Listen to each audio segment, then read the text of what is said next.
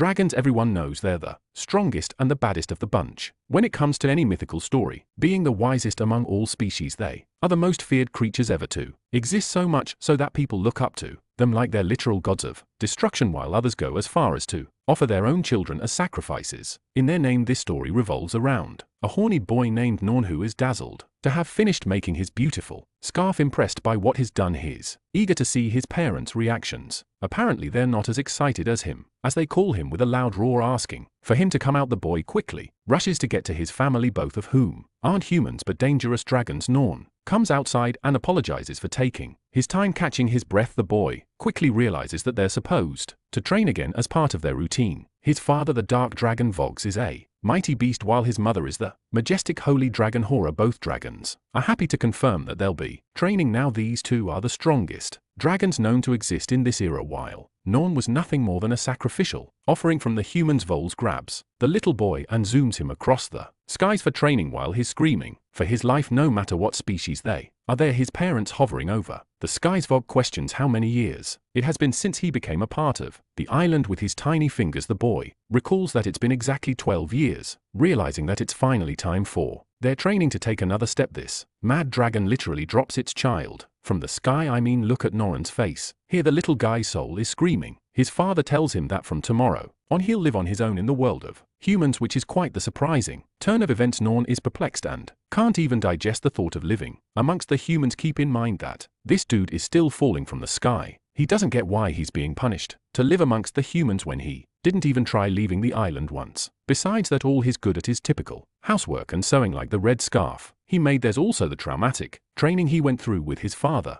acquiring some of the breath attacks of dragons. Then he learned many things from his wise mother, who taught him dragonic language magic too. Bro is falling down and complaining about his upcoming new life. He still thinks he's not ready for the things he's learned. Norn plummets the ground with a large quake, which makes me feel like this dude goes through it every day. As he picks himself up from the ground, he can't help but confess how humans are so strong and capable they can severely damage even the dragons. That's why, despite being the son of mighty dragons, he's afraid of going into a territory where humans with monstrous abilities exist. He wants and begs his father to let him stay on the island for a while longer, but the dark dragon is ruthless in his calling and roars him shut. His mere roar incinerates the ground and cuts past the hill right next to Norn, making him realize that he nearly up. Vogs reasons with the human child, claiming how humankind eventually allows their offsprings to blossom into adulthood by becoming independent from their parents. With that in mind, the dragon believes that Norn will be all right navigating by himself in the human world, but Norn can't bellow or digest the thought of becoming independent by himself. It's not like he has a choice though, since his parents have already figured out what's best for him. The dragons decide to help him prepare for his journey. They want to offer him a valuable object that they stole from God a very long time ago. It's called the Otherworldly Bag, and it basically has infinite storage capabilities. Vogs also gives him a mighty sword that was so strong it hurt him in a battle a long time ago. The weapon is named the Excalibur, the mightiest of all swords. With his luggage prepared, Norn still can't stomach the fact that he has to leave like this, but his dragon parents seem to be okay with his absence. He tries to see if they'll let him stay, and it turns out both of them are just unwilling, leaving this poor boy on his own. Norn thinks for a moment and tells them to wait for a moment. He comes back with a beautiful red scarf that he made for his parents as a means of showing them respect for the way they have treated him. He doesn't have anything else to offer besides a cute smile, thanking the dragons for raising him and looking after him all these years. His gift, paired with the boy's sincere expression, is enough to even make the dragons start bawling in tears. They're equally as grateful for their son, be that as it may. Vog still thinks it's not enough, as kindness won't cut it against the humans. Humankind is mightier than the dragons, as they boast strength, tenacity, cunningness and fear. Basically all of the things that would make Norn wet as pants. The dragons desire for him to become a man capable of challenging the evil humans as well as keeping in line the wicked dragons. That's the kind of strength they hope he masters in order to become a man of great capabilities. But this little needle stick is intimidated by those expectations. If anything, he vows to do his best no matter how hard it may be. As he's leaving on his own, his parents see him off from afar, wishing him well despite their tears. As he's journeying ahead, Vog regrets that he's worried about Norn's lack of confidence in his abilities, while his mother wonders if they've been too strict and disciplining. Norn is flocking around while the Dragons are wondering if he'll be able to survive on his own. Vox expresses his own worries for his child, but let's be honest, why would they even send him if they were so worried about it anyway? Norn is torn apart but ultimately accepts his fate despite his fears. He descends down a cliff and decides to enter the human world. Traversing in the forest, he remembers the many times he has fended off dangerous monsters here, but now he has to leave everything. The little boy is scared for his life, especially when one monster stomps its foot from behind, startling him. Turns out it's not just one, but a bunch of nasty-looking behemoths all ready to feast on the little boy. Norn is reduced to a pathetic sight and makes a run for his life. He dodges a column of fire and remembers how he's been attacked by the times, yet these dangerous monsters were the closest thing he knew as his friends. Even if they're trying to kill him, Norin is perplexed to find the monsters all gathered up today. He reaches a sudden realization as a battle axe takes a swing from behind. Its powerful swing is blocked with a single hand of this supremely powerful human. Norn is delighted that his so-called friends came to see him off and say goodbyes. He's grateful for them while the monsters are left stunned from his inhuman strength. Norn apologizes and decides to give everyone a farewell hug. This hug is unlike anything one would wish for, as Norn uses telekinesis to tear the ground apart through his command of dragon language magic. Activating the Earth Dragon's arm, Norn enters into battle. The scene skips over to his parents. Both dragons entrust in his strength and believe that the strength of their child will become so powerful that Norn will surpass even the mightiest of dragons. The boy has equipped his tiny arms with stronger earth gauntlets. Now he can reach all of the monsters for a happy hug, embracing them while he's afraid of the challenges he'll have to endure. The battle ox reaches for his head and grabs him, which Norn interprets as an act of love and affection. It's really sad how these monsters are trying to kill him, and yet he thinks of them as his friends. In his excitement, he hugs them with his giant ass arms and knocks them all out. Norn realizes that he might have gone a little overboard with his strength, causing them to crash out. After that, he continues his walk, but then he notices the trembling and scared children of the monsters and goes up to comfort them. But to those tiny little children, they view him as a monster, especially since he's just defeated so many of them, including their family. The raging ox dashes forth, threatening that the dangerous human might hurt its children. Norn senses its outrage and realizes what's causing the issue. He sees the children no differently from himself, as he too was treasured by the dragons. This little guy sparks a brilliant idea. He thinks the best way to take care of his fears of living alone is to simply have someone else protect him and care for him. So now Norn is thinking about finding himself a really strong human, someone powerful enough to look after him. Thinking of his new scheme, Norin is fully confident that he can actually pull it off, that he can actually make everything work in his favor. The confused monster stares at him. Walking away, Norn flocks in the forest, believing that he should go ahead and search for the strongest and most capable human in the entire world and see how they stack up to him. The goal of becoming a great man like his parents wanted stays the top priority, but nobody is stopping him from reaching that goal. In his own way, pondering about his goal, the boy comes to a final decision. With a smile carved across his face, he submits that he'll find someone even stronger than his dronic parents and take shelter under them. Norn searches far and deep for the human world for him. Traveling to the human world won't take more than half a day, so Norn starts pedaling his feet on water, running like the Flash and excited to meet the strongest human in the world. Let's talk about human civilization now. A pink-haired warrior has just powerfully slain a dragon in cold blood. Going full speed across the ocean, Norn finally steps on human land. Seeing humans bustling in the city around him, Norn excitedly claims his mark in the human world. He's still fixed on his goal, devoted to finding a human even more powerful than his parents. Using them, Norn will become even stronger than before. However, a despairing observation sets in. He just doesn't know what kind of person could be classified as a powerful or strong human. After all, there's so many around them now. Norn thinks that whatever person he picks must have a really strong and solid physique from their battles, but it still doesn't explain where he's going to go searching for these guys.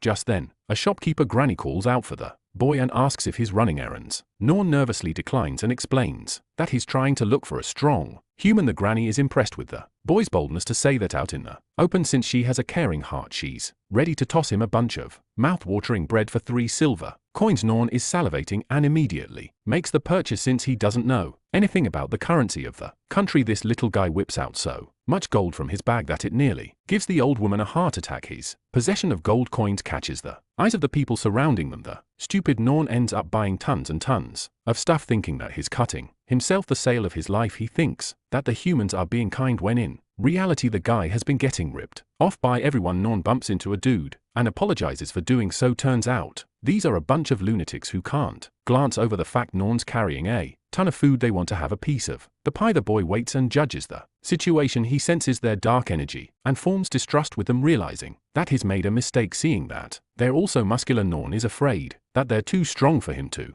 handle, but suddenly this makes him happy in a different way. Remember how he decided to use muscular guys as a reference for strong humans? Well, now this idiot is thinking that these two are the people he might be looking for, so he naively tries to hand them some of the bread. Fortunately, the grain makes him sneeze so hard that it completely sends these flying in the air. That's just how powerful this kid is. Both of them are utterly crushed and start regretting ever approaching the kid. They wonder if the boy used magic and threatened to take his life with their sword. Sensing distrust, Norn shrinks and feels afraid of their incoming attacks. Then the boy remembered how his father always advised him to protect himself. Norn mustered his courage to cast an attack with his hands. A few seconds later, the landscape is filled with blocks of ice. He went overkill on a bunch of punks. Norn inspects his hands, which have also turned to frost. As for the goons in front of them, they're as good as frozen in ice. Unfortunately, Noran's food was also wasted in the process. Seeing his powers, the pink-haired war warrior emerges from the scene. It turns out that Norn is the only person unaffected by the ice. The ice attack wasn't something he did, rather it was the work of the warrior. With a flick of her fingers, the ice melts, freeing the runs. They're still as persistent as ever and go as far as to attack the warrior with her back turned. The warrior swiftly reacts with a warning slash, holding the blade in front of him. She didn't even attack, and yet the ground froze behind her. The runs are realizing that they messed with the wrong person. Turns out they around with the Dragon Slayer Princess Tiltu Silver, only to find out the hard way just hearing her name is enough to make them panic. Lady Till is the actual definition of a strong human. That's the impression Norn formed shortly after encountering her. Both men apologize for their acts while she thinks that it was a close encounter. Norn is indebted to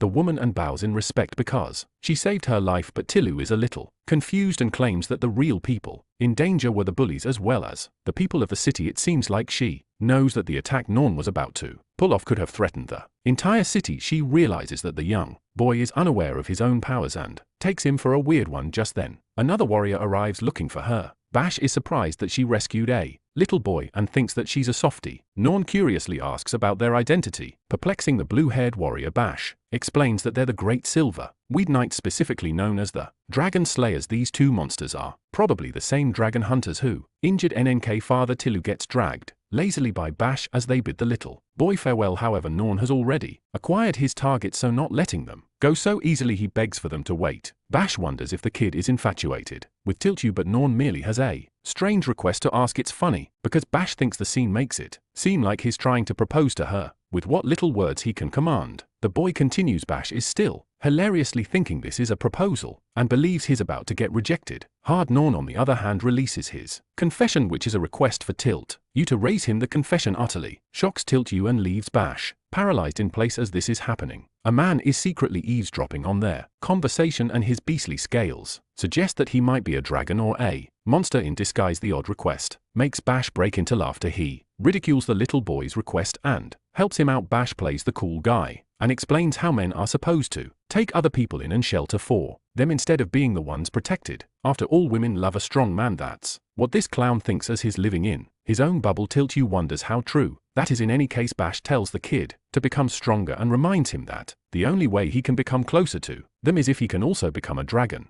hunter. That would be the ultimate way of proving his strength. Hearing those cold words, Norn stands uncertain. It's as if he's been struck by lightning, but it also helps him become acquainted with the nature of humans. Now Norn has learned a valuable lesson that helping isn't enough when it comes to humans. In order to show them that he's really capable of their time, he has to become even stronger than Tilt You, and he will do so by becoming a dragon hunter. Now that he knows this, Norin finds himself flustered, embarrassed for his bold and straightforward, careless approach. Is at a loss for words in front of the two knights. Norn strongly expresses that he will become even stronger and return to them, but then suddenly a strong wave of dark energy comes from out of nowhere, entrapping them all. Norn recognizes it immediately. It's the scent of a dragon. One monster creeps up from behind right when Tilt You isn't aware. Norn comes out to protect her by placing himself in danger, allowing Tilt You the time needed to cast a powerful barrier binding them in a cubical shape that levitates in the air. Unfortunately, Gorn's sword as well as his prized ancient storage device is left behind without notice. The barrier floats up in the air, gaining a topical view of the city. Tilt is still casting her spell, infuriated that their ascent used a cowardly surprise attack on them. Her top priority is to protect the safety of the city. She checks on Norn, who seems to be doing all right. More importantly, the young boy is dazzled by This human's command of brilliant magic. She's able to create air wall barriers out of the blue, signifying that she's truly a remarkable human. As for the ugly monster who dared to attack them, he was his benefit. Norn observes that this guy is a humanoid possessing a dragon's tail. This ugly composition can only be done by the illusionary dragon, who reveals its true form shortly afterwards. Since they're trapped in a dimensional barrier,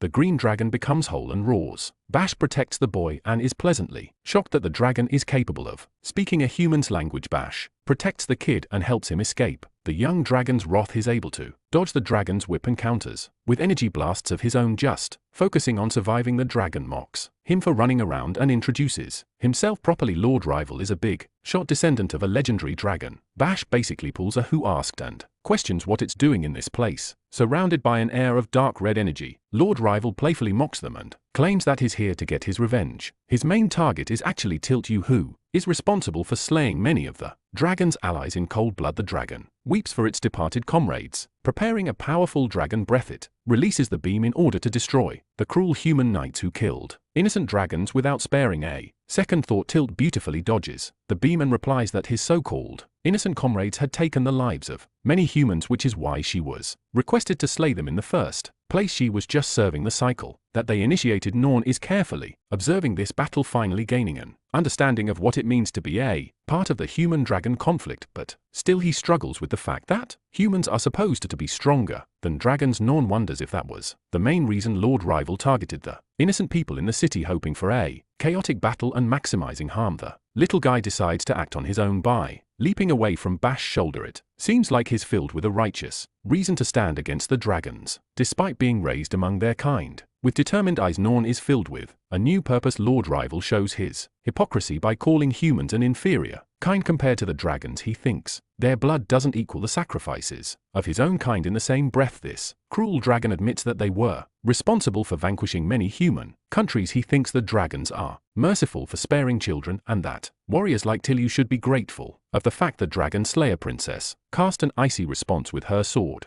expressing her anger towards the idiotic dragon who fails to see the holes in its own ambitions. Lord Rival lunges forth to finish her off while Tilt Yu stands. They're happy to now accept that he's nothing more than a selfish dragon, giving her a reason to act. The dragon slayer princess severs the beast dozen times with her blade, and with that every part of its body begins to pull apart for defeating the representation of a dragonic scumbag, with the battle ending in a single strike. Bash is impressed by the skills of the dragon slayer princess. He uses this as a lesson for Norn to understand the true strength of the dragon hunters. However, it seems like the battle isn't quite over. Even after its head is severed, the bastard dragon is still alive. Its head is still insistent on killing them, which makes Bash realize that they've yet to target the creatures. Could they tell Norn to get behind? But what's strange is that Norn is ahead of them. The blue-haired knight tries to stop him, reminding him to stay within reason, but NNK fury and anger is so loud that his mere aura is enough to send Bash away. Filled with rage, he stands before the head of the dragon, who is still shouting its insults. Suddenly, terror sets into the creature's eyes as he finally grapples with the boy's true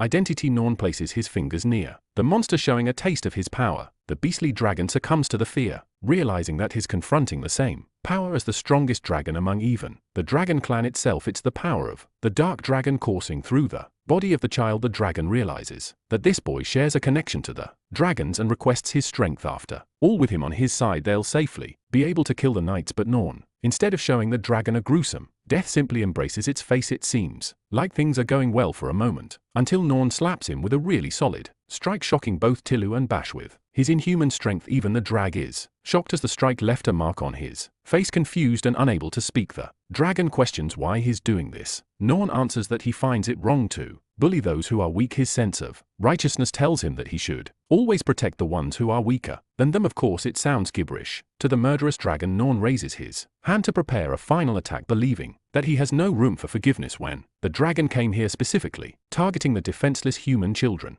as well as the elderly. Casting a magical spell, Norn thinks that it's suitable for Lord Rival to suffer the judgment of his ancestor for his actions. The head of the dragon begs for mercy, knowing that it won't survive in that place, but it's already too late. Norn is already casing dragon language magic. A beam of light strikes down as the dragon's soul is sucked out of the space. He's tossed up in the skies, and there in the aerial prison he sees the other stone dragons. They merely grab him and take him away, while the dragon is left questioning what kind of magic the boy used. There's just no way a normal human is allowed to, or even capable of using DR language magic, so it doesn't make any sense. In his parting thoughts, Lord Rival lets out a warning stating that the dragon god would never allow things to happen this way. Norn is witnessing the scene from the land, hoping that his ancestor will discipline Rival for good. Tilu, on the other hand, is left completely stunned, not knowing what she just saw. Norin tries to explain what he just did and suddenly realizes that this could be a test from the Dragon Knight. Tilu mentions that he used some kind of strange magic beyond her understanding. Want to know the best part? His magic completely tore apart her dimensional Q. Bash is screaming for his life, while the other two are hovering in the air. They're free falling, and there's no doubt a fall from this distance will prove to be lethal. Norn also realizes that this is troublesome, but Tilu shields the boy instead of focusing on the other Dragon Knight. They reach close to the land, and just a moment before impact, the Dragon Slayer Princess casts her magic to stop them breaking their moment. Bash thinks it's all good, but this idiot wasn't expecting her to release the spell a second later, making him kiss the ground. Dude ends up breaking his nose while the other two are unscathed. Norn realizes that he was the one responsible for causing damage and apologizes for his mistake. Apparently a lady accidentally throws a bucket of water on him. Norn is glad that Tilu didn't get drenched like he did. The Dragon Slayer Princess glances at him before accepting the fact that she was caught off guard from what happened. Then there's the strange magic. This boy exhibited a kind of magic that she never knew about. Bash being the numbskull he is reminds Norm that men aren't supposed to hug other people. Even Bash is confused about the identity of the boy. The Dragon Slayer Princess shoves him away and decides to ask Nor about his name. She observes him with a cold stare, which Bash confirms that the Dragon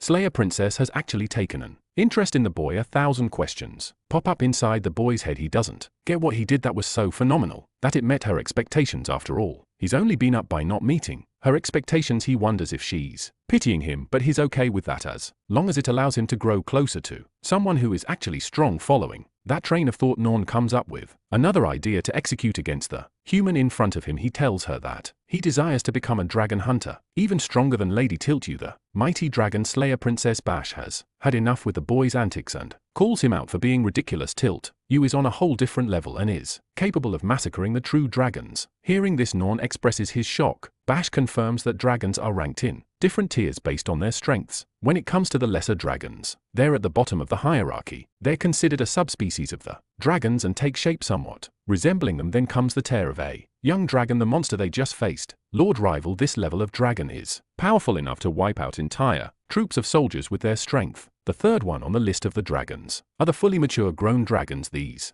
creatures boast thick and durable bodies, are capable of casting incredible magic, as well as capable of destroying countries. At last there is the highest class of dragons called the true dragons. These are considered unrivaled in their magic, and their mere roar can annihilate islands with ease. Humans can't defeat these dragons normally, and they're classified as natural disasters on their own. Bash even mentions the legendary dragons Vogs as well as horror and claims that Tilu has been responsible for bringing down a powerful true dragon, just like them in the past. He's just out here glazing her strength for being one of the strongest dragon hunters the world has ever seen. Norin is now convinced that she's even more powerful than his parents, such as the strength of the Dragon Slayer Princess, confirming that Bash reminds him just how stupid his offer is. However, this time Till is the one to stop the blue-haired warrior from ranting. She wants him to go on ahead and check with the Adventurers Guild. It seems that the warrior has taken an interest in the young boy. She gently places her hand across his face and lovingly tells him that they'll talk later. Norn is left stunned in place while he's sad that they didn't accept his offer. He's looking forward to meeting Tilu again. He journeys in the opposite direction, reminding them that he'll return to be taken care of once he has become strong enough. Tilt waves him goodbye with a smile, while Bash thinks the boy is foolish for thinking that, because if he does end up becoming stronger than Tilt, he won't need the protection of anyone in the world. Norn is still pacing ahead with his new mission of becoming strong enough to become recognized, to become worthy of being taken in. His first objective is to achieve the highest possible title among the adventurers, and for that he's looking forward to stealing the spot of a dragon hunter. The scene shifts to a different location. A red-haired warrior has sensed the scent of a true dragon emerging from the west, the same location where the Dragon Slayer Princess is soon to journey. The man instructs his apprentice to go and hunt the creature. Norn is bulldozing his way past the city to find the Adventurers Guild. This kid is literally going explosively fast with every step to reach his desired destination. Suddenly a particular sight caught his eye, recognizing a dragon ornament displayed on the building. Norn wonders if this is supposed to be the guild he's looking for. Excited as a young boy, he opens the doors to unlock his destiny to become a dragon hunter. But when the boy enters inside, his flashed by a guy he certainly wasn't. EXP. Turns out this is supposed to be a tavern instead of the guild. Both men recommend that he go home since he won't find anything worth his time here. The steam coming from them makes the boy tremble. Norn is reacting negatively to a strong scent, knocking his senses around. Norn didn't think about it before, but it turns out humans smell way worse than expected. The lousy man asks if the kid is doing all right. Apparently the stench is so bad that it makes Norn vomit out a ton. Both men are disgusted that he threw up on their faces. Norn realizes that he messed up badly and decides to clean up the mess from his inventory. He retrieves the magical tool capable of cleaning anything in an instant. It's the magic purity napkin, and with one swipe the man is turned to new in mere seconds. It all happened in a few moments before they could even finish their complaining to them. It seems like he never threw up at all. That's how fast he was. Norn decided to make himself comfortable at the tavern. He learns about the receptionist's desk. The red-haired warrior is patiently observing him. The little boy comes up to the bar lady to ask for the receptionist desk. He loudly proclaims that he doesn't want to become an adventurer and instead aspires to become a dragon hunter. He wants to become just like Tiltu. His ambitious and bold announcement catches the attention of the surrounding adventurers. Shortly after, every single person there roars in laughter. The fact that he's so confident about becoming a dragon hunter, and one that is comparable to Tiltu, is mind-boggling to them. The lady offers him a word of advice. She thinks that he may be overestimating his talents and going ahead of himself. After all, to become a dragon hunter, he first needs to become an adventurer and then gradually build up his rank. Then in order to become a dragon hunter, he'll have to learn from one and then pass strict tests to make himself worthy of the title. Norin is still delighted and thinks he should just become an adventurer first. Then the lady confirms and asks if he's sure about doing that. After Norin confirms that he wants to pursue the job, she hands him out a form to fill out his information. As he's happily filling out the form, the lady is worried that this kid might just end up dead. Right as he's filling out the form, one warrior calls the boy from behind. The red-haired warrior inquires if he's really looking to become a dragon hunter like Tiltu. The man extends him an offer of a lifetime to become his disciple, as he will train the boy to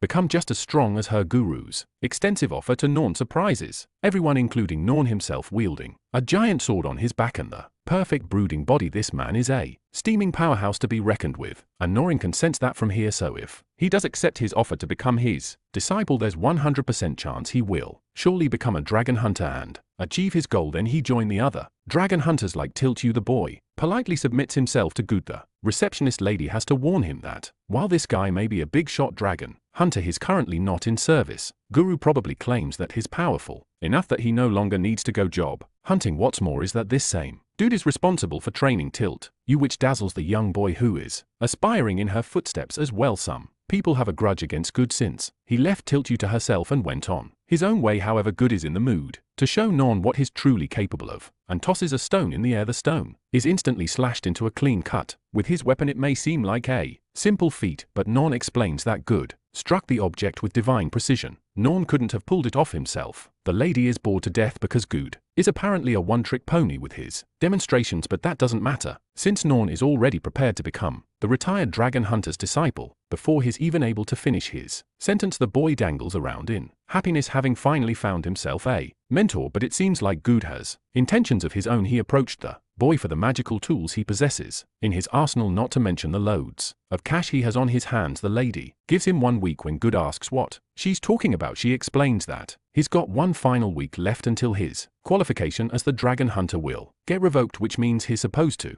hunt a dragon or else he'll lose his special status. Guru is frightened to hear this, but this is the only fair way to treat him. Guru realizes that he's stuck with some real trouble since they're tasked to hunt a dragon within a week's time. He sulks into depression, realizing that the task is impossible since they won't be able to find a dragon in that time span. The lady calls him pathetic for his ACT and decides to pitch in a small favor. She knows a lead on some dragon sightings which might be able to help him look for them. Gaining his interest, she explains that there have been a bunch of creepy rumors roaming around the city, mainly because of wandering zombies. It's only been recent, but in a town close by there have been a number of reports of corpses wandering around and chanting words of misery. They're just like zombies in excruciating pain. Word has it that it is caused by a special dragon, as there have been sightings on the shadow of a winged monster. While these two stories seem to be different, the lady thinks it might be connected. Be that as it may, thinks he'll flunk the case, but Good is ready to rumble since he's got no choice. he's ready to hunt the dragon and return. That's how the boy met his first teacher. Shockingly good claims that he's not the one who's going to hunt the creature,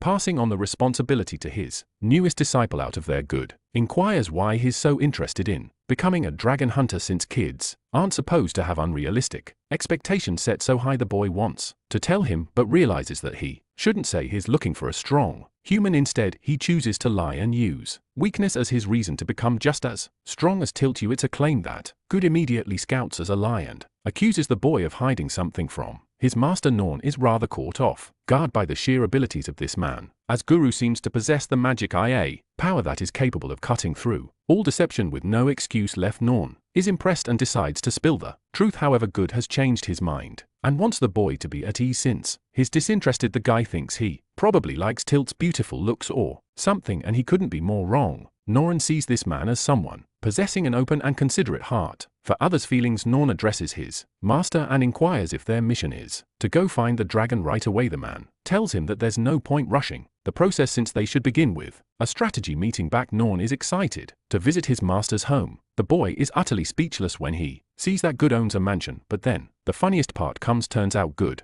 lives in a small house just next to the mansion. The little guy's expectation went to immediately inside. Good has kept his house a stinking mess of a place. Norn is shocked that his master doesn't have a mansion to himself. Garu decides to use this moment as a very important lesson for the boy and boldly reminds him that money means nothing to a man's strength. Fired up, the retired dragon hunter tasks the boy with his first mission. Norn is excited and ready to rumble. His first task is to clean the entire place down, and within mere seconds the boy gets it done using his magical napkin. The next thing is hunting for some food, but there are no problems in that department since this kid unleashes a ton of food from his bag. This sleazy dragon hunter is shocked by his incredible agility. He tells Norin to move around a bit so he can judge his movement. Norin goes all Dragon Ball Z with his lightning fast speed and literally soars in the skies with his wings. This is a problem, and GS resting face is enough to prove that Norn descends with his wings, happy to receive his master's report regarding his performance. Good has a really hard time trying to explain this dude needs a cigar and tries his best to downplay the kid's brilliant performance. He uses every cell in his body not to give him a compliment. Gurud asks where he came from, and when Non explains that he came from the Goliath Island, he spits out his damn drink. Gurud is literally sweating bullets. Now that island is the same place where the legendary dragon hunter Vela faced against the dark dragon Vogs, as well as horror. Non blurts out that he's actually their kid. With every passing second, Guru's face is turning to he can't find it in himself to stay calm after hearing the absurd words coming out of the boy's mouth. After all, it doesn't make sense that the kids' parents are the strongest dragons in the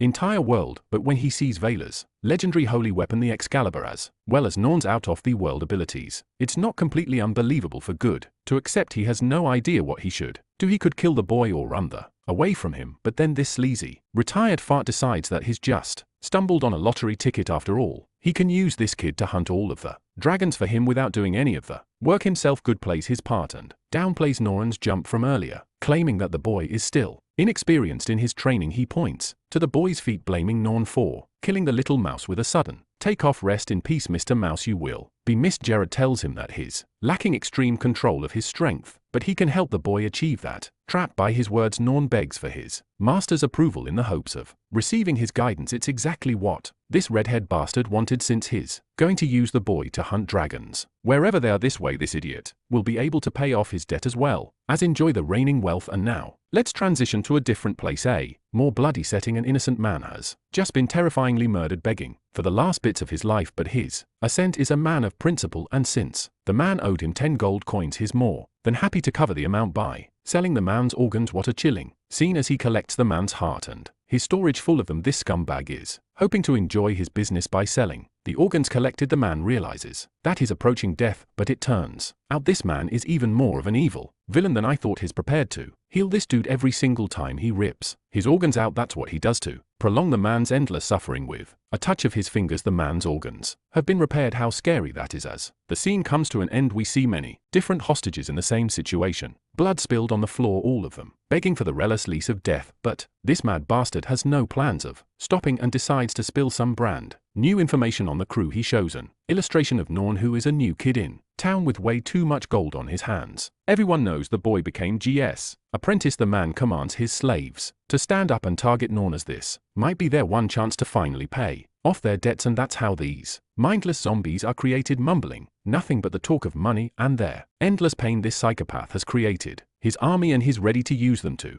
retrieve even more money, even allowing them the chance to kill both Norn and Good if they like. Norn is munching on his food while Good is left utterly stunned. This kid eats more than Goku does in one sitting. All that food from earlier has been reduced to dust because Norn has taken an intense liking to human food. Guru, on the other hand, thinks that the kid is severely abnormal for an infinite appetite. Is confident that the kid is capable of beating dragons. The boy's master wants him to work for the food that he just ate, when suddenly they both hear a knock on the door, catching GS attention. Norn doesn't know what's going on while Good is suspicious. Who could be approaching them at this hour? The naive little boy stupidly approaches the door while Good warns him. Suddenly the door breaks open by an angry fellow who has been hunting for Guru. Turns out that these guys are the ones this jobless sword clown borrowed his loans from, and they're here for their payment in kind. They also came here because of the loud rumors of his apprentice Norn there, wondering where the boy is. Unfortunately, Good has to point to the door to show them that they're literally stepping on that kid. Poor Norn is grabbed by the man because he thinks he's found himself a ticket to get his money back. He shakes the little kid, hoping for some coins to pop out. At this point, Norn is observing how this is the second case of a robbery. He's slowly learning how human greed works and that they'll do anything for money. Norn is tossed aside as they get desperate with their money. Good calls them a bunch of loan sharks, but I can't blame them either. He tells Norn that after borrowing something, one has returned it in kind. The boy agrees, as it's supposed to be an equal exchange. The dragon hunter points to the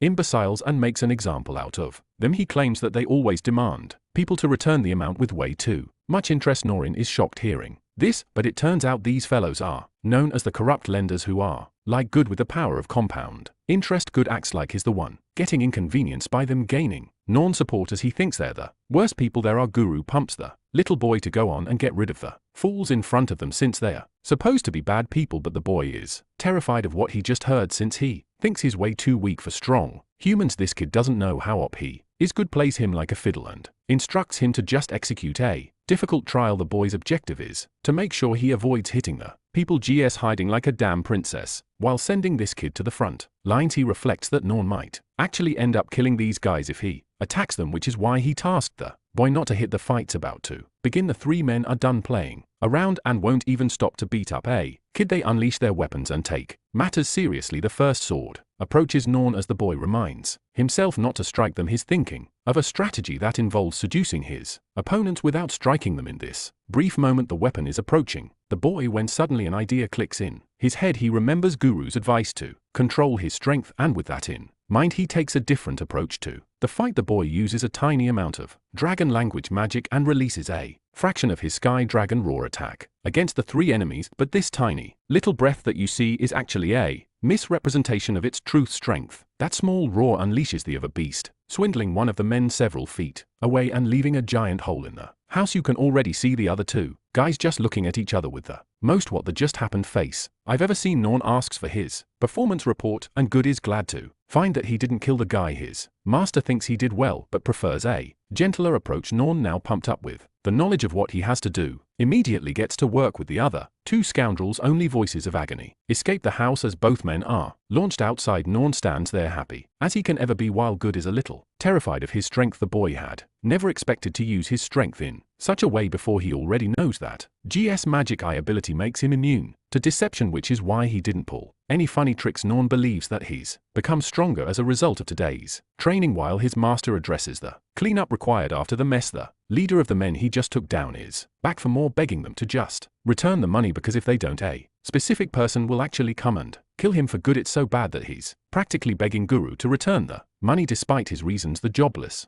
dragon hunter claims that he doesn't really have money to pay off the debt. In this situation, Norn decides to take a stand and helps out the poor man by handing him a bunch of gold coins from his bag. This shows that the boy has a kind heart, but maybe to a naive extent. Guru is demolished because he's handing out so much money. Norn did hand him the gold coins, but he wants to know what he'll do with the amount. The man expresses that he's happy to just repay his own debts, and after that he'll use the rest of it for his family. Norn asks for further clarification, so the man tells him that he's got enough now to buy food and toys for his family. Through this exchange, Norin has come to a greater understanding of how humans operate as he stands before the desperate man. The boy innocently asks if humans are capable of gaining one's affection with money. This hits the man really deep in his emotions as he feels a sense of dread. It's kind of an enlightenment because the boy made him ponder what truly matters isn't money. He decides to return the amount and claims that he's in no shape to see his own son in such a way. That's why he wants to pay off his debts himself, and then he'll prioritize spending more time with his family. Excited to hear that Norn wishes the best for him, he has come to understand how it's difficult to support a family. Meanwhile, Good, being the sleazy son of a he is, sneakily tries to steal the coins before Norn catches him. Good is drawn to the view outside, bearing a serious expression on his face. He tells the boy that they've got more to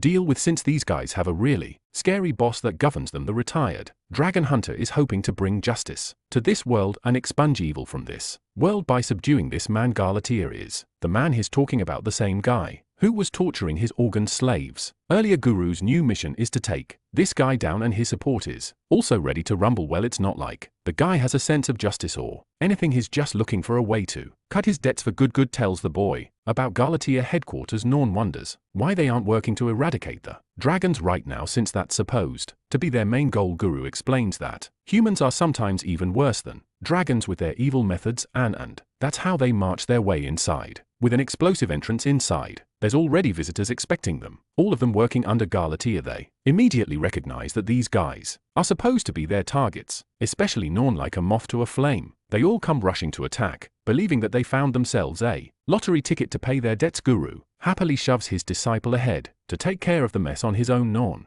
regulates some of his powers and hears from his master how he still isn't supposed to attack a single one of these men. Norn accepts the fact that he has to undergo training and become even stronger no matter the difficulty. So now comes the boy's approach, surrounding himself with the power of dragon language magic and using a wind flow disruption technique. This is a special technique that governs the flow of wind around the body. The wind controls the body and manipulates it with a turbulent flow, tossing away any attacker. Guru thinks he's still going way too heavy on his attack, so Norin is happy to control his strength even more. One of the goons comes up to face him with a magic tool made from a dragon's hair. It's called the Black Rope Fist, and it specializes in dealing heavy bouts of damage. The psychopath is glazing himself that he'll go easy and everything, but it turns out he's just a talker because he also gets manhandled with just one attack. After this, Norn concentrates on holding back even more. The rest of the men are stupid enough to attack him. He swiftly handles them with a few flicks passing by each man and calculating a precise strike even when the swords are dead in his face. The boy approaches them with patience and calmly destroys every single one of them. But during this, Nor messed up, and while he did take care of each man, he found himself with a severe terminal case of a loud tummy ache. Turns out the kid had way too much human food, and now he's paying the price. Guru comes rushing, thinking that something happened to the boy. Norin looks like a helpless puppy holding his stomach. Hearing so much noise, Galatea decides to make his entry. At last, his dark looming figure stands before them. He gleefully asks if Good has come here to repay his debt. In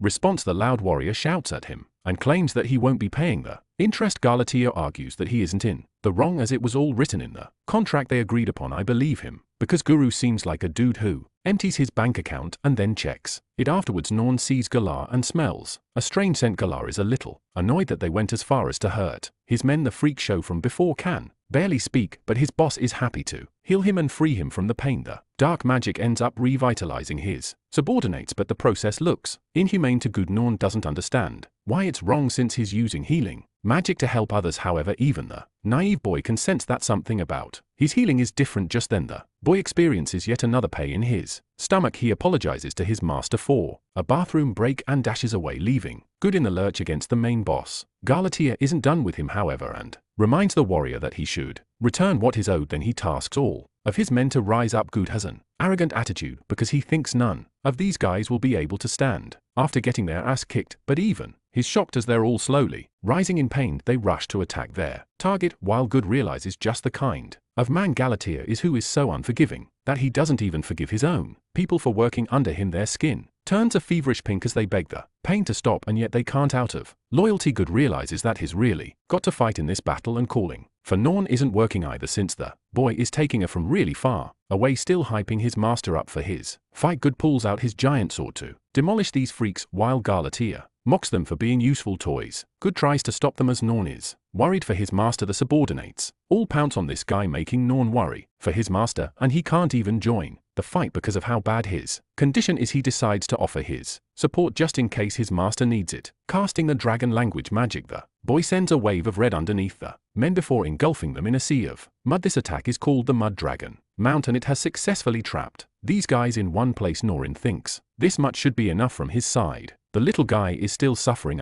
from that diabolical diarrhea, as he puts up a thumb to show that he's done his part. Good is happy and prepares to target Galatea, who no longer has the support of his men. Galatea is pleasantly surprised to discover just how powerful this little boy is. One of his men is thanking his boss for saving his life, but it turns out Galatea isn't that kind. Instead, he's looking for an immediate repayment with a man's body. This guy literally ragdolls him like a damn weapon, waving a literal human as if he were a sword. Guru grows sick of his methods while Galatea flings the human around like a nunchuck, calling him nothing more than a weapon. Guru dodges his attacks one after the other as Galatea explains just how durable humans really are in their bodily compositions. Their bones paired with flesh makes a perfect organism which won't break with ease, and if they do, he can always mold them back into place, just like how he's doing with his current toy. He releases the human like a projectile while Guru blocks his attack, realizing that this guy is a real damn villain instead of being a sharp boss. What's truly surprising is that he seems to be an opponent not even good can win against. In fact, he's clinging to the hope Norn will come back soon. After all, he doesn't want to imagine the nightmares he'll go through if Galatea gets a hold of his body. The fear succumbs him, but the courage of a dragon slayer keeps him tied. Guru knows he has got to hunt the dragon, so he can't give up. Galatea happily tosses the human away, bored with him already. Next, he grabs another one as a replacement. Guru is mustering up his courage and all for what this guy just runs away like a clown, surprising even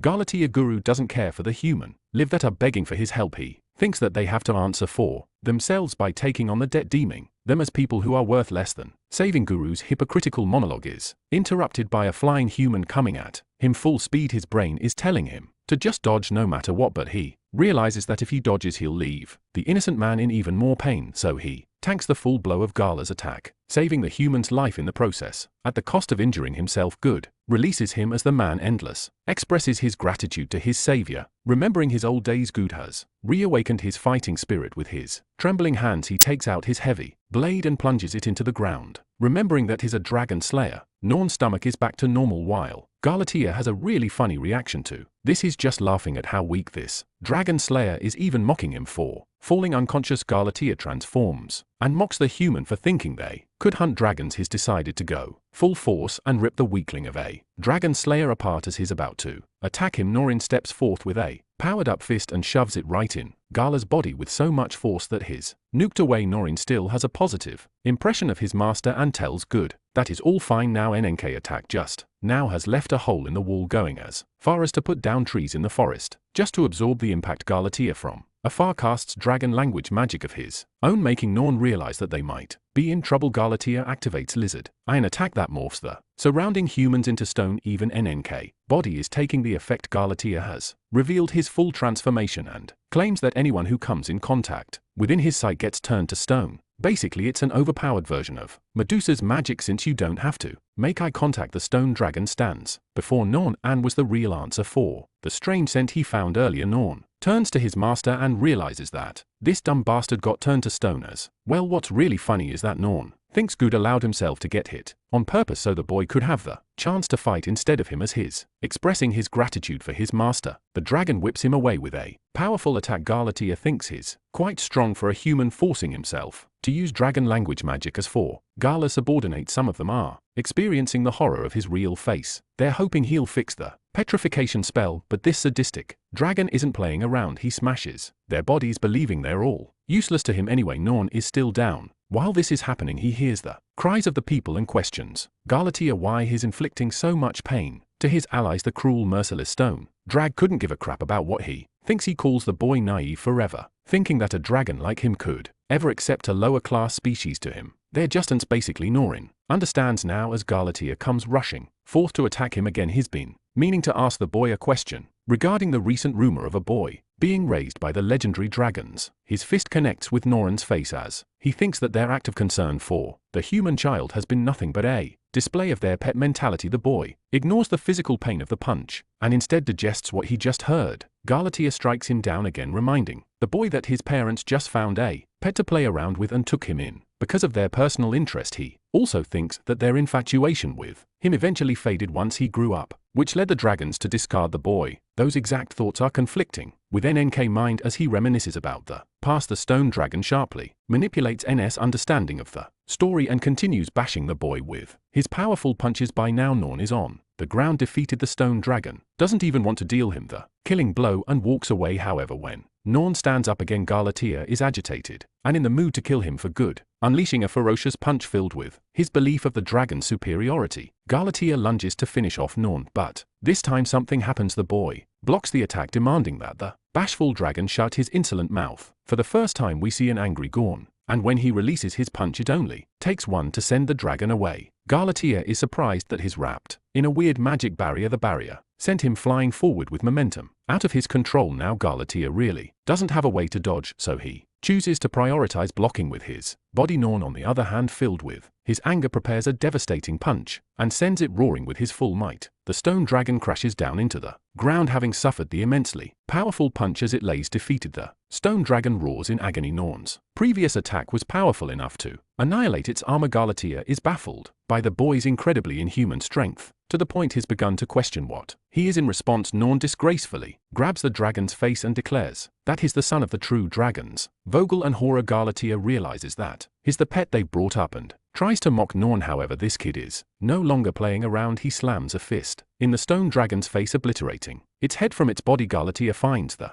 revelation amusing and proceeds to counter by slamming a fist in the boy's belly. This dragon just won't stay down. Norn is sent flying after Galatea exerted every into his punch. He is impressed by the boy's physical strength, as well as his abilities, which could only be obtained from dragons. In the meantime, the stone dragon supercharges into the air while regenerating its head. With most of its head regenerated, the monster activates its petrification ability, forcing Norn on the defensive. Galatea reminds the boy that he's still just a human and has a lot to learn when it comes to overcoming dragons. Unfortunately for the boy, Wonder he's become stone, much to the amusement of Galatea. The stone dragon is back to its full strength and arrogantly proclaims the difference between humans and dragons, reminding the boy that he's nothing more than a plaything. Once again those haunting words reach the boy's ears, reverberating again and again. Galatea declares that he will be obliterated by the time he hits the ground and will be remembered as a plaything of the dragons instead of rejecting reality. Norn comes to accept that is indeed nothing more than a pet. He reminisces the memories he shared with his parents. NS fall goes deeper and deeper, and at this rate things are looking bad for him. But then the boy comes to a sudden realization he never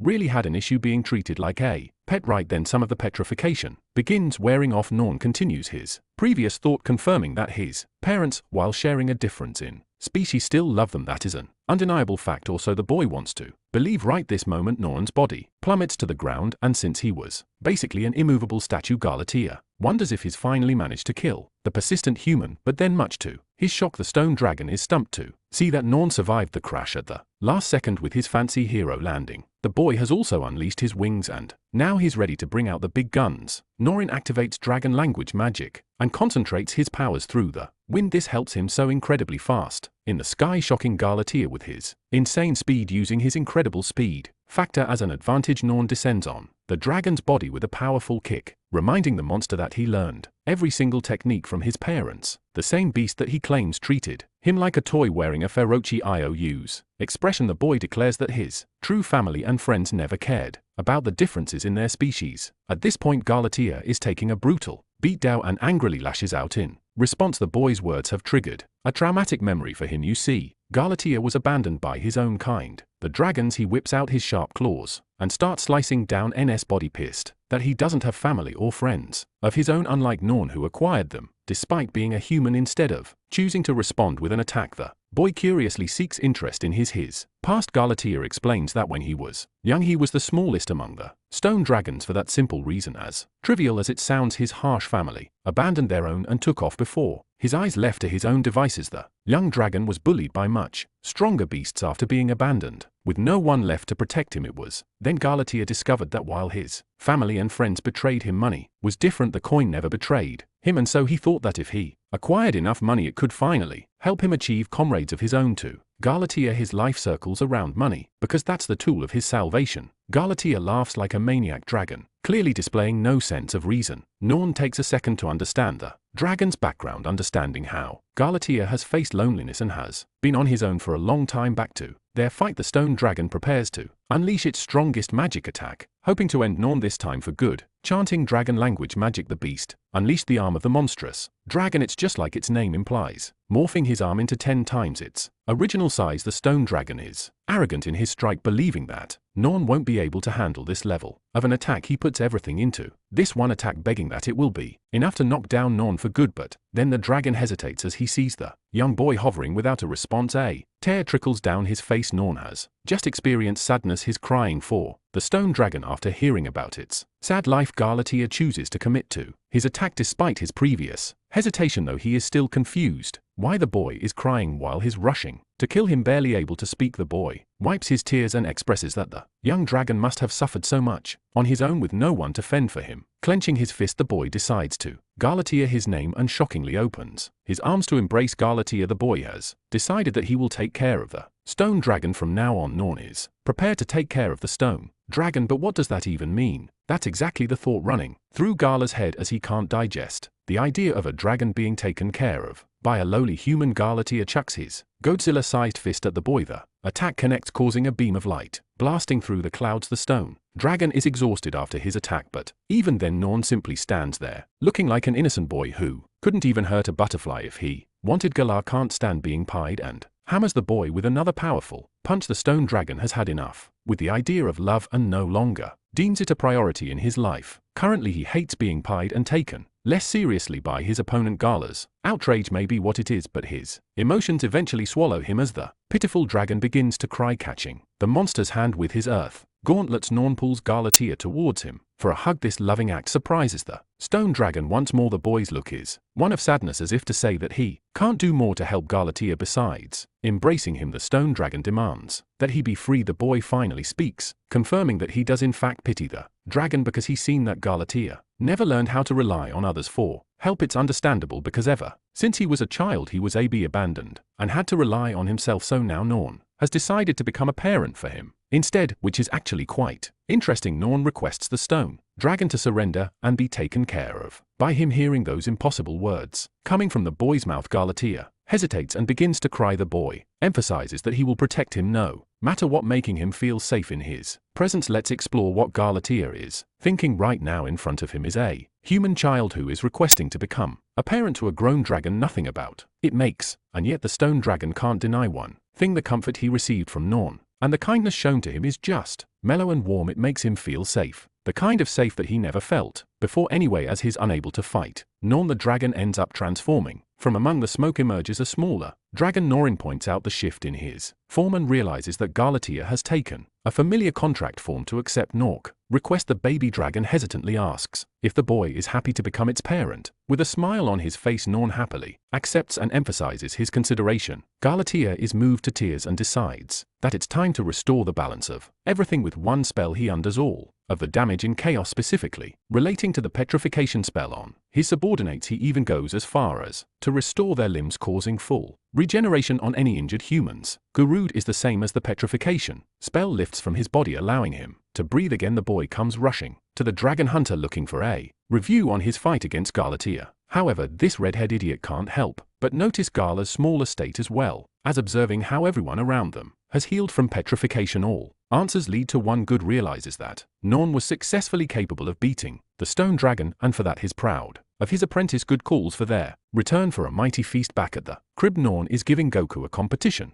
again when it comes to eating. The dragon hunter is convinced that the lottery ticket he pulled is just going to pull him into deeper debt with how much he eats. As for Galatea, he's prepared to dissolve the entire group, even going as far as to hand over every last penny that he earned to these fools. Norn thinks it's a reckless decision, while Good is celebrating up until the boy mentions that his master doesn't like stolen money to keep up his act. The man cries tears, accepting that he just won't be able to snatch any of the stolen money. What's really funny is that Norn has somehow gotten the impression that his master is insanely overpowered. Because of their fight, he wishes to follow Guru's example of greatness. Good inquires about Gala's location, wondering if he returned to the dragon's realm. Norn denies any such thing and expresses that Galatea is actually just around them. After a door knock, one steps foot inside. It's a maid, but the really hilarious twist is that this chick is Galatea, altering his appearance as a human. This dude ended up becoming the ultimate trap. Norn comments how he ended up deciding to become a phantom dragonkin, but get this, the plot twist to the plot twisted. Turns out that Galatea has always been a female, but she chose to appear as a male to make matters convenient for her. Her real name is Garland Tia Barrett, and she prefers the nickname Ladia. The chick is rather embarrassed to address Norn as her papa, which is why the boy thinks she should just use his real name instead. Laia expresses that she's got something for him. She showcases one of her horns, imbued with powerful dark magic. La wants the boy to use this horn as a symbol to increase his reputation as a dragon hunter. This is exciting news for both Gurud and Norn, since it will make matters easier. Norn pats Ladia for her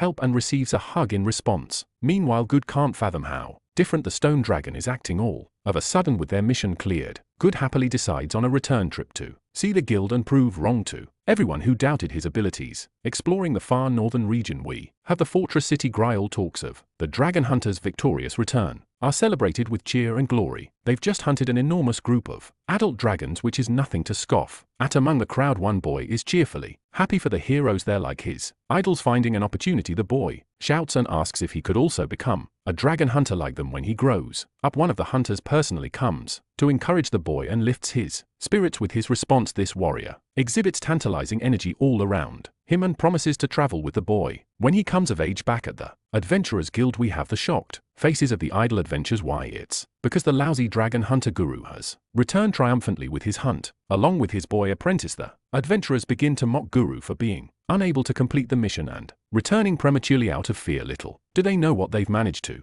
accomplish. Even the lousy alcoholic from earlier teases Norin for slowly taking the path of a newbie adventurer. The lady at the desk is so confident they failed that she reminds Good that his license is as good as gone now. Assuming that he failed miserably, she requests the dragon hunter to return the dragon hunter's mantle. The redhead signals Norn to hand him the covered horn, placing the dragon's horn over her desk. The receptionist lady is shocked when it exhibits dark energy, signaling that it's from a stone dragon. The rest of the adventurers are all made shut when they realize that not only is it a stone dragon, but it's also an adult one. Good finally breaks his silence and explains that he took care of all the incidents appearing in the city nearby and even went the extra mile of subjugating the dragon, causing them with that. He doesn't explain anything and hopes to return home, leaving the rest of the adventurers speechless and annoyed. Gorn doubles down by removing this man's clothes using super speed and exposing his strawberries. I love this kid. The trio walks out like they have zero to give or prove to anybody, leaving the adventurers stunned. Right now, Norin is thinking just how cool his master is for keeping his mouth shut. The kid thinks a real man has nothing to prove and shows what he's capable of with his actions. While he's impressing his teacher, Good isn't the Sigma male Norn thinks he is. He's enjoying the feeling of victory, since the horn will be appraised by the guild before they receive their next quest. Good suggests they enjoy some free time together. Norn inquires further about how things are appraised in the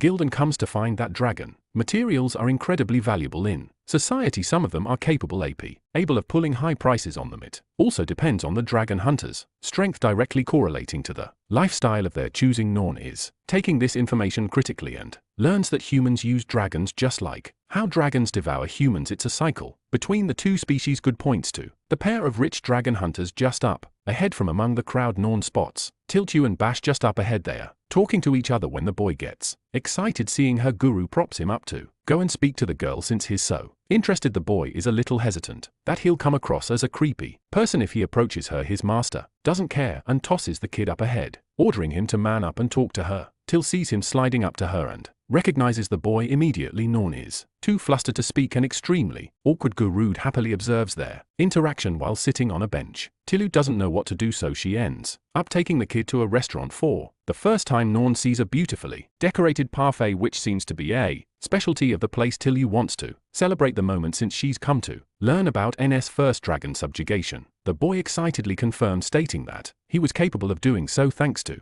Good. He's also excited because he learned from Gurud that Tiltu also trained under him, but for some reason the warrior doesn't have much to say. She grows silent, prompting Norin to ask if she's feeling okay. The dragon slayer princess pitches him a deal that if he defeats her in a contest, she'd be happy to spill the information. However, even Norn knows that he's just way behind. When it comes to beating someone as powerful as her, turns out Tilly wasn't talking about sparring or anything. She draws his curiosity about the contest. In the end, the contest was about eating the parfait the fastest. Both of them are going at it like crazy. Norn is just an animal out here with how fast he's eating. Next up is the steakhouse. This kid has the appetite of an elephant, but Tilly isn't backing down either. She's chugging down just as fast as he is. They eat fish, and still Tiltu is displaying no signs of trouble. It's when they get to the noodles that Norin is starting to feel fatigued, but this chick is crazy. Nothing is stopping her from devouring those noodles. The other hunters observing them are left wondering what kind of kid she brought to the restaurant. Norn realizes that Tiltu is much more of a foodie than he thought. He's the one feeling like he's about to hit his limits, remembering his father's advice to eat well. The boy thinks that part of becoming a dragon hunter must involve having a black hole for a stomach. Tilly can visibly see Norn facing difficulty with his noodles. She smiles and, seeing his struggle, decides to forfeit even though she could have easily beat him. Norn is pleasantly surprised that she decided to give up. What's really funny is her excuse. Check this out, she's on a diet. That's crazy. Tilly confirms that a happy boy like him is just the kind of friend a lonely person like her requires. Norn happily thanks her for the meal outside his stuffed. Sitting on a bench, the princess brings him an apple as dessert and decides to keep her promise. Since she lost the challenge in return, she's happy to talk about anything he wants to know about. Norn begins with his first question, inquiring about when she encountered Good. Tilly cuts him off and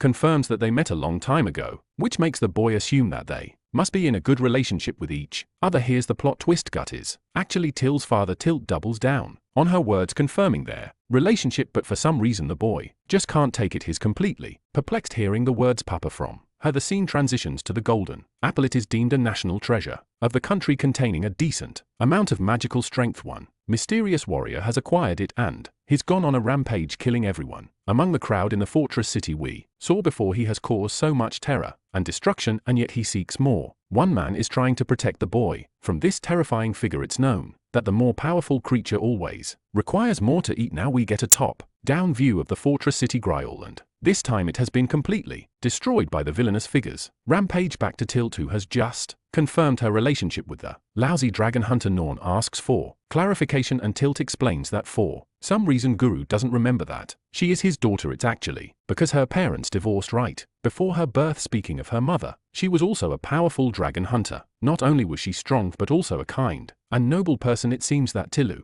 really admires her mother's character, as she speaks of her as an eternal role model. However, one disastrous day tragedy struck, forcing her mother to make a decision. She was facing a powerful dragon when she had to protect her daughter and risk her own life. Norn assumes that her mother already died, but Tillu corrects him, stating that she's out there. It's just that Tillu herself went on a personal search to find her father. She wanted to know about the kind of man who ended up falling in love with her mother, as she too is a brilliant woman. In a twist of fate, she got what she wanted immediately and discovered who he was, but that just goes to show how terrible her reputation actually is as an adventurer of the guild. That's why she decided to quit being his apprentice. Tiltu emphasizes that if the boy also doesn't leave him, he's bound to meet the same fate and become ruined. Now this is a new realization for Norn, who really didn't think of Good as a terrible person, so much so that he's conflicted and asks if she's being serious. After all, he only remembers Good as an incredible warrior. The boy goes as far as to define this man as a strong person. Tillu is beginning to realize that this kid is naive to the point of no return and gets fooled easily. Norn is baffled to hear this, so Tilly decides to quiz him on a test. She prepares a stone and explains that if Good is truly powerful, he can dodge it. Norin advises her against something so weak, which confuses her for a moment. The boy explains that GS magic eye ability can see through all deception, so it won't work even if she threw a stone or spear at him. He'll always know when to avoid it. Hearing this, Till is really starting to believe that this kid is actually crazy. Norn wants to prove his theory by chucking a damn spear at this guy with his full might. It's really funny because if Guru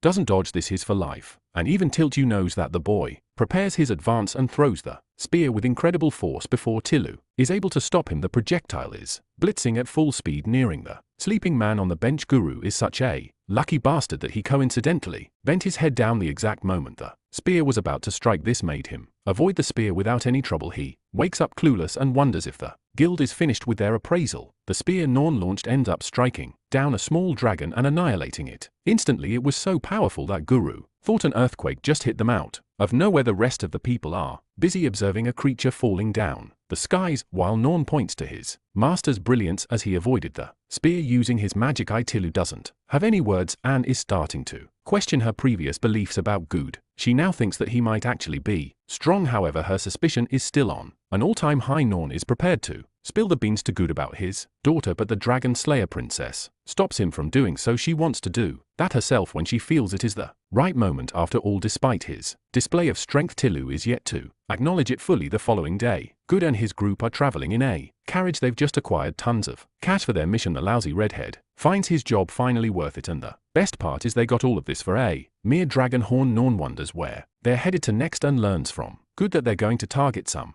dragons in the fields. The dude thinks it's going to be the easiest job ever, since people mostly see worm monsters and assume they're dragons. He recommends Norn to hunt the monsters down for him, allowing them to get even richer. Good is as pumped as ever when suddenly Norn hears a voice calling from outside. It's an old man whose body is halfway submerged into the ground. It's a call for help. Norn quickly helps him and saves the man's life. The old man thanks Good for coming to their rescue and explains that while he could usually get out of pits like these on his own, a sudden earthquake weakened his body. Regarding the dragon, the old man points to the pit underground. Good is confused and takes a look inside, still not knowing what this is about. It's an extremely tiny pit, which means it's nothing more than a snake or worm monster. However, the old man points to the dozens of holes nearby. There are way too many of them to be caused by one small creature. The old man expresses how they suddenly appeared in the past few days, and the earthquakes have only been going up since then. Suddenly Latia alarms Norn as she's come to a realization the boy already seems to know what's going on. Both of them join together and acknowledge the dragon smell from the remains. Analyzing it further, Norn comes to deduce that they may not be dealing with a normal dragon. He feels something coming from the underground and wonders if the dragon is inside. Good, being the lousy warrior he is, tells the boy to sprinkle some powder into the holes. It's actually a repellent that he made, and he wants the boy to spread it in every hole except one. The old man can't believe that a grown man is tasking a small child with such a dutiful task, but Norn accepts the job without worry, realizing that they're pulling a diversion tactic. First, the boy throws the bag in the air and then activates his dragon language magic. He uses the sky dragon's raw ability to distribute the powder equally among all of the holes. The old man is severely impressed by the boy's capability, while Norn carefully observes the final roll and wonders if the creature will come out of it. The ground rumbles and shakes as Good realizes the monster has finally come out of the hole. Norn directs the old man to sit straight. As the monster is about to emerge, the creature finally unleashes itself, leaving everyone speechless by its gigantic size. Good can't believe what he's seeing. Turns out it wasn't really a giant dragon, but rather hundreds of boa worms popping out of the hole. Good doesn't want to do anything with them, but Norn is still puzzled. He clearly sensed a presence far stronger than just a mere few worms. Guru, on the other hand, thinks that their target wasn't anything beyond a bunch of worms. He directs Norn to defeat the target when suddenly Good is blown away by the geezer's force. This time the monster has emerged for sure. Norn stares down Nazuchi, an earth dragon. Its sheer size makes the old man shiver in fear, especially since he's with a young boy. The old man recommends calling for reinforcements, but Norn is already on the uptake with a powerful kick, whacking the out of the dragon. A single boy completely overwhelmed the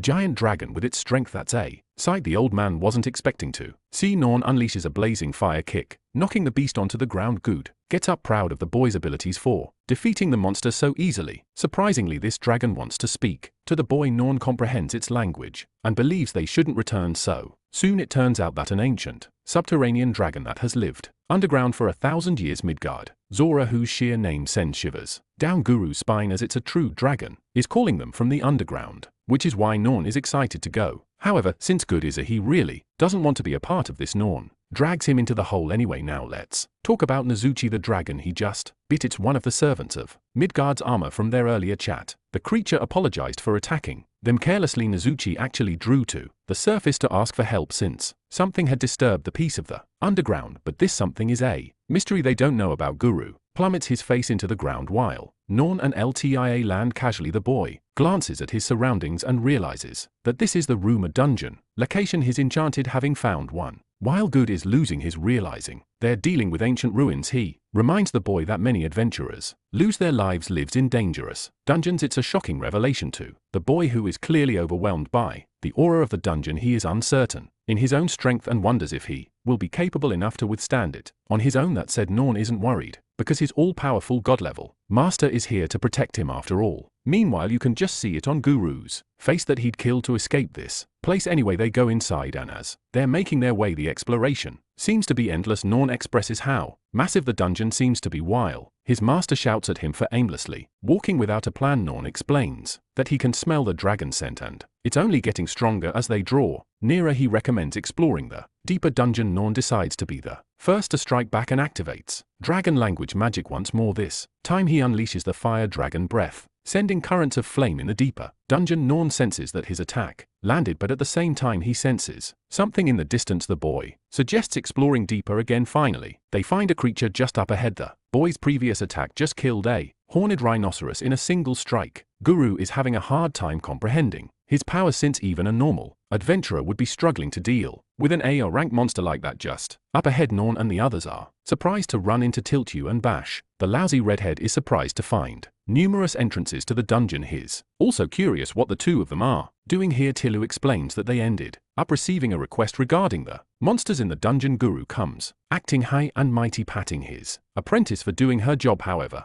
Tilu is quick to draw the boundary and shoves his hand away, reminding him that she's no longer working under him. Guru is a little shocked to find her so standoffish against him. Til hasn't experienced such strong energy coming from the dungeon in a long time. The closer they get to the lower levels, the denser the magical power becomes. Norn is activating counter energy of his own to resist the dragon's powers and thinks that his master must be doing the opposite by dropping his magical output to zero. Bro doesn't know that Guru doesn't have any magic energy to begin with anyway. The smell is only getting stronger, which makes him wonder if this is caused by Midgard Sora magic or if it's the work of something even more sinister. At last they arrived. Norn explains that Midgard's ear is just up ahead. Suddenly the group faces a strong earthquake. One voice calls out and demands to know who they are before revealing its true form and demanding that they leave at once. This gigantic monstrosity is the dragon Midgard's armor. The mighty dragon demands the humans leave at once. Bash senses the strength of the true dragon, while Lar is overwhelmed by the monster's incredible magical powers. Norn, on the other hand, happily approaches the giant beast, claiming to have met it once before. Midgard Sora recognizes the boy and greets the young child, even impressed that he made it all the way inside the dungeon. Gut is shocked that the kid knows a true dragon like it's nothing. This same monster is responsible for causing entire tectonic plates to shift with its movement. Now that's some insane levels of power. Every dragon hunter who has ever gone on to challenge this beast has only met their end. Midgard Soraya apologizes to the humans while Norn remembers how he played with him when he was younger. He wants to know what's bothering the true dragon, especially after he received the message from Nezuchi just outside. Midgard Sora confirms that it needs some help and places emphasis on its neck. Apparently, something damaged him. Norn thinks that a dragon like Midgard Stormir can't be damaged typically by rock slides or something smaller in scale, so he's curious to know what's going on. Turns out one person managed to overwhelm the true dragon. The mention of this mysterious fellow surprises Norn while Good points to the dragon's injured neck. Apparently something is stabbing the scales of the beast and collecting its blood. Midgard's armor has been in pain ever since and begs the boy to remove it. At once Norn gets to work immediately and uncovers his weapon. He apologizes for whatever is supposed to happen since it will hurt the dragon. The boy attempts to remove the object, causing Midgard's armor to wail in agony since it is stuck deep inside. The boy is having trouble adjusting it and ripping it out with his sword. He wonders what kind of person was powerful enough to cause so much damage to the beast. At last Norn removes the giant needle once again, causing the beast to experience agonizing pain with the object removed. The boy decides to share some of his mother's medicine to ease the dragon's open wound. With some of the medicine applied, its skin heals, mitigating the problem. Midgard Sora is indebted to the boy and thanks him. Bash fixates his attention to the spear that was lodged inside the dragon's scales. It seems like a syringe, and it seems to have Midgard Swarmer body fluid collected inside. The true dragon explains how his fluid acts like a powerful elixir. The mysterious person collects this fluid from his body and comes back to retrieve it. Thankfully, they're not around right now to cause him any trouble. Guru is left questioning the identity of the person who was strong and daring enough to challenge a true dragon. Bash is also busy in his contemplation when the dragon startles them from behind. Everything is going smoothly until we see the culprit standing in the distance. His body is filled with dark energy and his appearance barely resembles a human. Even Norn is intimidated in his presence and, Tilt you senses harm. The boy knows this. Guy is dangerous, so he alerts the group to get back now for the heartbreaking reveal. This mysterious villain was strong enough to decapitate Midgard. Sora in a clean strike, its head severed from its body rests on the ground, much to the horror of the little boy. Even Gorn is in utter disbelief, not knowing what could have caused the dragon to die so easily. The incredible strength roaring from this villainous figure is comparable to the powers of the dark dragon. Vox Latia senses danger and steps up to protect the boy, activating dragon language magic to transform her arm, but before she's able to finish the incantation, the villain knocks her flying with a single punch. Barely exerting any effort, the figure finally speaks, filled with disappointment that it can no longer sense powerful dragon magic anymore. Norn questions the man's identity, and it appears Tilt you knows just who he is. This guy isn't even a dragon but a demon. Good can't take her seriously since demons aren't even supposed to exist beyond myths. Even Bash questions the legitimacy of her suspicions. The demon stomps its feet and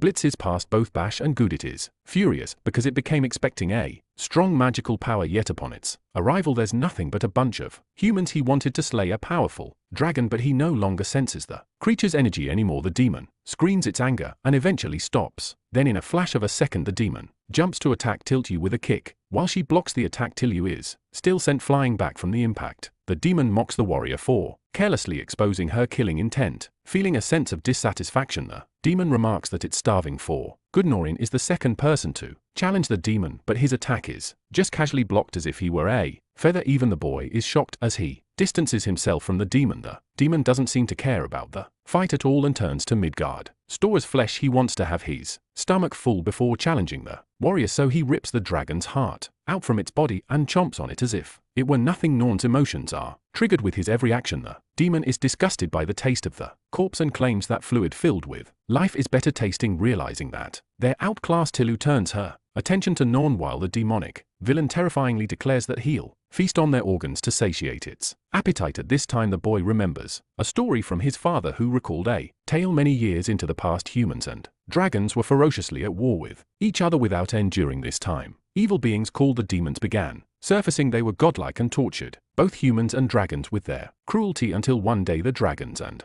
the humans decided to form a pact, an alliance for the first time in history, just to combat the evil threat together. They challenged the demons, and after an intensely long fight, the alliance of humans and dragons became the victors of war. They drove the demons and banished them into a distant continent for good. However, there were humans who were training every day to await the return of demons. The entity they're facing in front of them is none other than a powerful demon itself, even someone as strong as the dark dragon. Vox feared the existence of demons, so this threat is on a completely different level from everything the boy has faced thus far. Gurud, being the annoying loudmouth, requests an introduction from the demon and proudly steps forth. Of course, the demon isn't interested in chatting and simply declines his request. Guru throws a fit and explains how he's a hot shot dragon hunter with a big name. Norn sees this and senses that his master really can't feel the immense aura coming from the demon because he's intentionally suppressing his magical powers. This naive little boy has a lot to learn about humans anyway. The demon explains that he's just out here collecting the marrow fluid from the dragon for someone specific. Good is done with playing around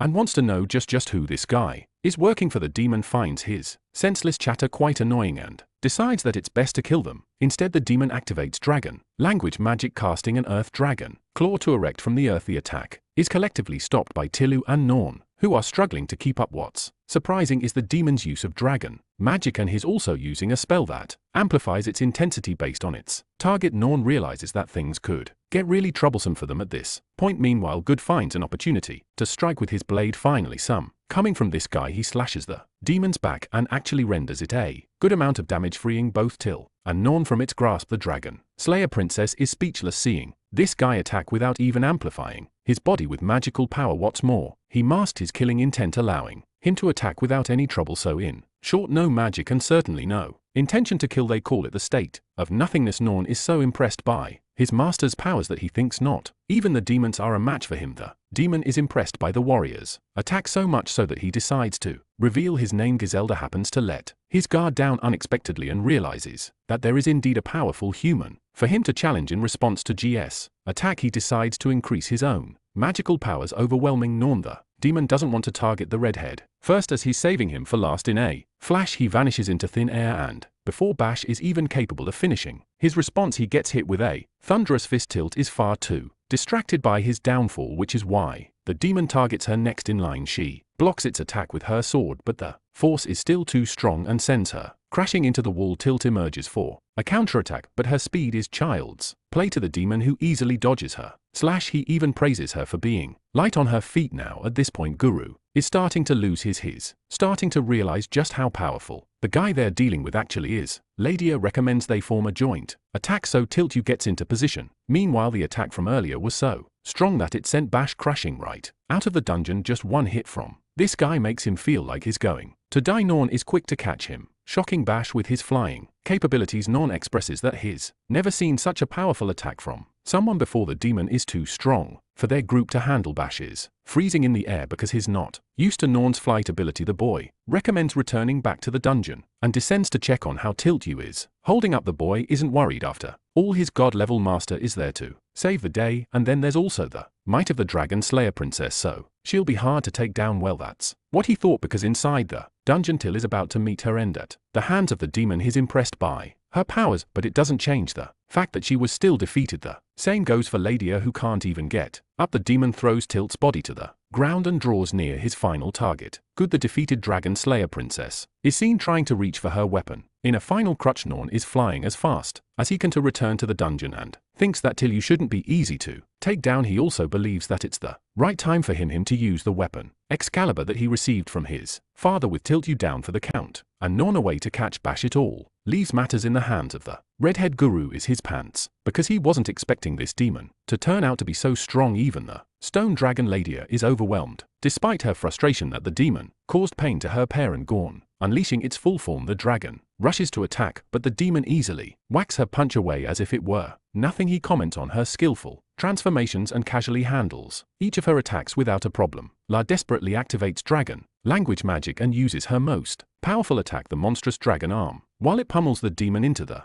ground. In reality, it did nothing. Instead, the demon is interested in retrieving Lia's spinal fluid. He leaps up to counterattack, and with a single punch to her abdomen, Ladia experiences screams in pain. The demon is once again impressed that she managed to cast a magical barrier at the last moment, but even then, she experienced a ton of damage. Using this opportune moment, the stone dragon captures the demon within her giant palm. The demon mocks the technique and decides to hammer physical attacks from the inside. However, Ladia explains that his attacks are going to be useless against her magic body, but it turns out that the demon also has tricks up its sleeve. It can somehow teleport its fists outside, targeting the dragon's main body and hammering down on her relentlessly. While her body is resilient, it faces the wrath of the demon's powerful fists to no end. Despite this, Latia holds on to the demon body with all of her might to the point it seems like she's willing to give up on her life. Eventually, the demon overwhelms her with his attacks and breaks free from her grip. Before fainting, Ladia talks to Tiltu and expresses that the boy is fascinated by her powers. She knows that Tiltu is supposed to be incredibly powerful. The Dragon Slayer princess activates her rising dress sword skill lightning garment. In one critical moment, she swipes past the demon's body in crackling electricity. Gelder is clearly wounded from this attack, while Tilt is ready to test the limits of her attacks against his amplified body. She prepares her blade for a second thunderous strike and rushes to finish him off. Activating her lightning sword, she uses the piercing shoot technique, rendering great amounts of damage against the demon's body. Knowing that he survived even that, she prepares a third technique, equipping the water lightning sword. Tilu wields her frost sword and activates the ice lightning needle attack. This attack pierces the demon's body clean with a solid strike. It seems like this battle is over, but Tiltu knows it is not. She prepares a fourth technique and relentlessly attacks him with it. Gelder is overwhelmed by her lightning and ice attacks to the point he's physically expressing his agony. The aftermath of the endless attacks is revealed. His body is impaled with icicles and electrical pikes, rendering him immobile and exhausted. Tilt stands before Garud, who is impressed by her powers. She can barely stand, but even she knows that her opponent is yet to have been beaten. Respect to her name for actually trying to confirm the kill anyway. Tillu is in the middle of activating another technique, but by that point the demon had already broken free and appeared behind her. It blasts her with demonic magic from her blind spot, causing the Dragon Slayer princess to faint instantly. With her knocked unconscious, Good runs to her protection and tries to remedy her. The demon is done playing around with the rest of them and thinks that it's time for their destined battle to the death. Outside, Norin senses deep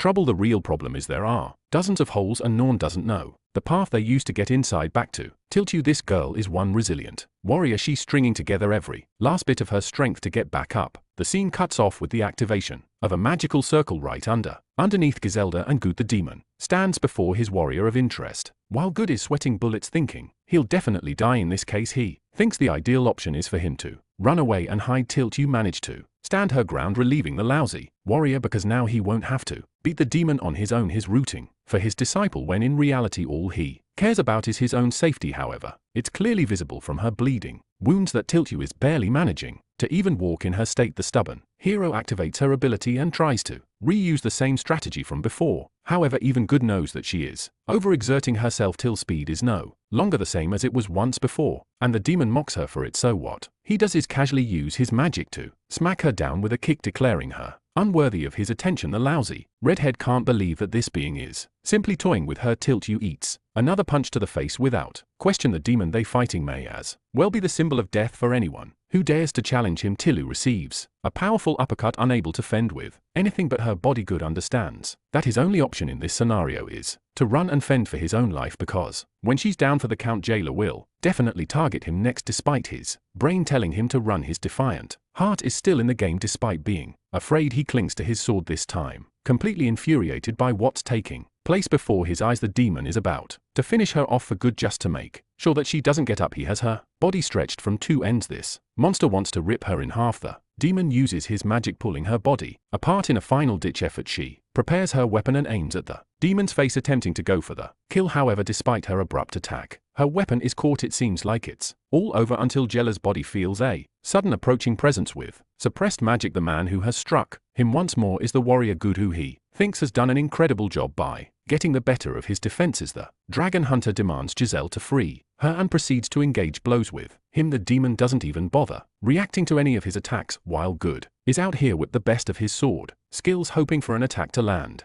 Jailer is underwhelmed because he isn't really receiving any remarkable damage, which makes him wonder if his previous impression of the warrior was false. Good no longer cares about appearances and lowers his blade with full force, aiming to cut him down no matter what. Unfortunately for him, simple bravery won't be enough to beat this villain. Giselda defects Guro's blade with a weapon of his own, now leaving him completely defenseless. Guru knows he's got no chance now. He's already accepted his fate as the blade strikes his body, piercing him. The man has accepted this moment to be his last and apologizes for being unable to save his disciple. Tilt you suddenly Tilu comes flying out of nowhere to attack the demon. Right when he's busy dealing with Good, she forms a magical crest, pinning him down right where she wanted, being grateful to Guru's critical contribution to the fight. Tilt silently acknowledges him as her father, activating a water sword technique of 6 colors. The dragon Slayer princess freezes the demon's body. We see the effects of the technique. Multiple copies of Tilt approach their target from every angle, slicing and cutting him down with a 100 slashes. Acknowledging the fact that this demon possesses a regenerative magical body, she's taken measures to make sure that doesn't happen anymore. We see this when Jella's arm freezes and shatters into 1,000 pieces. More and more of these brutal slashes follow, with the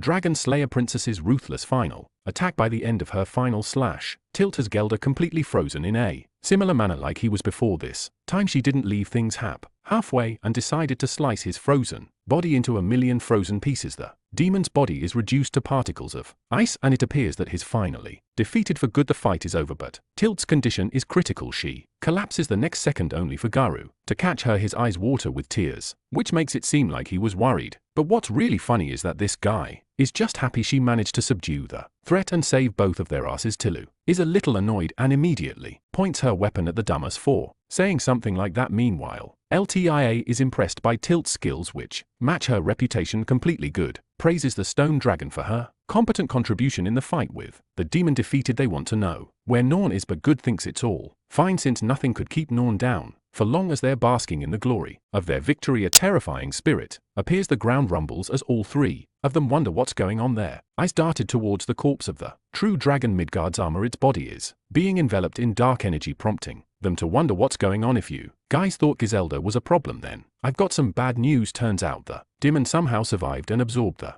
body of the true dragon to complete its regeneration. It was the only way possible for him to resurrect in the state Tilt's attack left him. You can just see it on their faces how all three of them are like just die already anyway. Having absorbed the powers of the true dragon, Gelder now bears a demonic dragon's appearance and playfully asks how they're going to escape death now. The demon has grown so powerful, in fact, that his strength is comparable to the demon king itself. Lyra is trying her best to heal Tilt with whatever time they have while injured. Tilu is still not backing down from the fight. Giselda tries to prepare an attack but has yet to learn about his new abilities. So what this guy does is fire an enormously powerful dragon breath, terrifying the group with his latest powers. That same dragon breath bulldozed an opening outside the dungeon. We can see the massive crater left behind as Gelder finds himself pleased with the new ability now that he's ready to take them down. The evolved demon unleashes magical thorns with his dark magic. With one swipe he's able to devour two of them with a single attack, injuring Latia and Good. The demon finds himself satisfied, having learned the magical abilities of the dragon paired with his own. Meanwhile, Tilu carves out an opening and attempts to bring him down with a piercing lightning sword strike. Unfortunately, she has greatly underestimated her opponent here because her attack is effortlessly blocked thanks to the defensive dragon scales. Gelder forces a counter-attack and praises Til's fighting ability once more for exceeding his expectations. He catches her with his dark magic and believes that she's a suitable candidate to offer to his master. Guru tries to get up with whatever strength he has left, while Gelder has Tilu rendered immobile with his powers. The monster offers her the chance to save her life. All she has to do is become consumed by the dark magic. Tilt's condition is pitiful and she's unable to whisper even a word. With her flailing arm she forces an icicle strike at the demon's belly. While it didn't do any damage against his skin, it was her way of saying you in the most straightforward way possible. Giselda is provoked and prepares a beam strike to annihilate her to ashes. The beat down Guru begs the demon to stop. He powers up his attack while Tilu is just bracing for impact. Despite Good begging him to stop, the demon charges up the beam and as he is seconds away from releasing it, an attack from above slices both his arms off, freeing Tiltu from his grasp. Giselda sees the broken Excalibur plunged into the ground. He doesn't get what happened or who could have unleashed a strike from the crater he left. Suddenly his eyes glance towards Norn, who has already made his appearance on the battlefield. This kid is pissed. He releases a heavy palm strike and shifts the demon's trajectory of the beam. Gelder releases his charged dragon breath upwards just like before and his attack goes wasted. He tries to catch Norn off guard by releasing a smaller and less powerful beam strike. However, the boy is more than capable enough to deflect his attack. Norn uses the best use of his supernatural physical abilities to overwhelm the evolved demon. Gelder is eating one attack after the other. Norn finally obliterates him into the ground with a powerful punch, causing him mountains of roaring pain. Seeing Tilt's near fatal condition, the boy grows furious. He collects Excalibur and demands the demon to stand up. The fight isn't over and nor isn't merciful to let his agony end just yet, not after the people he hurt.